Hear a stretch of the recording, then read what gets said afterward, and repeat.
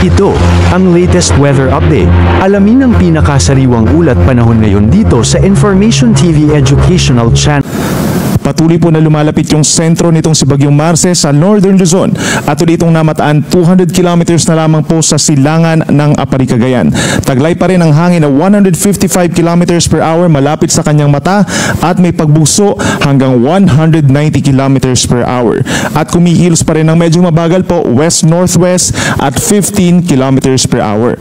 Base po sa pinakahuling track ng latest satellite animation po ng Pag-asa, nakakaranas na po ng masungit na panahon ang malaking bahagi ng Northern Luzon, lalo na po ang Cagayan Valley, and in the coming hours, asahan din po ang masungit na panahon, malalakas na ulan at hangin dito rin po sa may Cordillera region at by tomorrow po sa ilang pambahagi ng Ilocos region. May mga localized thunderstorms naman na may experience ang natitirang bahagi po ng Luzon.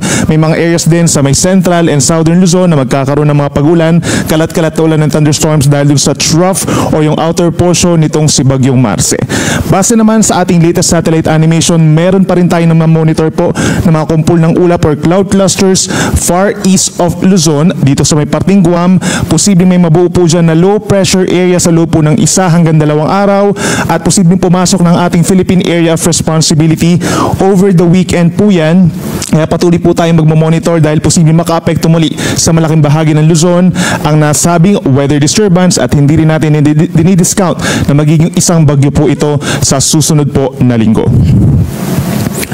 Ito naman yung pinakahuling track ng Pag-asa regarding kay Typhoon Marce. Inaasahan po sa loob ng 2 araw ay kikilos pa kaliwa or westward ang nasabing bagyo. Ibig sabihin dadaanan nito ang mga kalupaan dito sa may Northern Luzon, ganyan din sa may Babuyan Channel, and eventually by tomorrow po sa may West Philippine Sea hanggang sa makalabas ng ating Philippine Area of Responsibility bukas ng hapon or gabi. In terms of intensity, mananatili pa rin itong malakas or nasa typhoon category pa rin po. Nasa peak intensity na ito sa ngayon at around 155 kilometers per hour. Bahagyang hihina habang nandito sa may northern tip po ng mainland Luzon, and then eventually po paglabas ng PAR ay mas hihina pa ito into a severe tropical storm. Then kapansin-pansin din sa ating latest satellite animation, may kalawakan pa rin po ang bagyo. Nasa around 900 to 1,000 kilometers po yung kabuang diametro nito, kaya mahagip pa rin po ang ilang bahagi ng Northern Luzon plus lalawigan po ng Aurora, at yung pinakamalalakas po na hangin na doon pa rin concentrated malapit dun sa kanyang mata, kaya asahan pa rin po ang masungit na panahon within 24 hours in many areas of Cagayan, Apayao, and Ilocos Norte. Sa ngayon po, nakataas ng Tropical Cyclone Wind Signal number 4 dito po sa northern portion ng mainland Cagayan, kabilang na dyan ang Babuyan Islands, at sa northeastern portion of Apayao, particular na sa bayan ng Santa Marcela. Meron naman tayong signal number 3 sa southern portions of Batanes, ganyan din sa natitirang bahagi pa ng Cagayan, rest of Apayao, buong Ilocos Norte, at sa bayan din po ng Tineg sa Abra.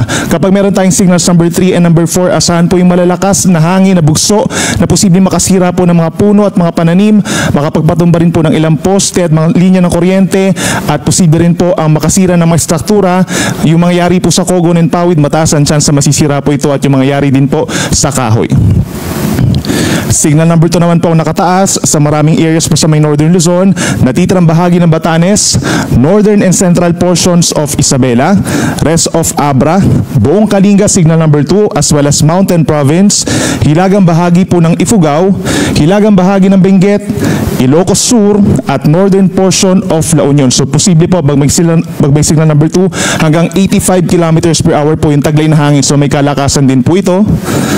Habang signal number 1 naman or hanggang 55 kilometers per hour na taglay na hangin sa rest of La Union, Pangasinan, natitirang bahagi ng Ifugao and Benguet, rest of Isabela, gayon din ng Quirino, Nueva Vizcaya, northern and central portions of Aurora, hanggang dito po sa may Central Luzon, sa may bayan ng Caranglan sa Nueva Ecija, at sa mga bayan ng Santa Cruz and Candelaria sa may Zambales, meron din na pong signal number 1. So automatically po, pag meron tayong signal number 1, suspended ang sea travel for many types of sea vessels, at meron din po mga class suspensions tayong mararanasan kapag may signal number 1.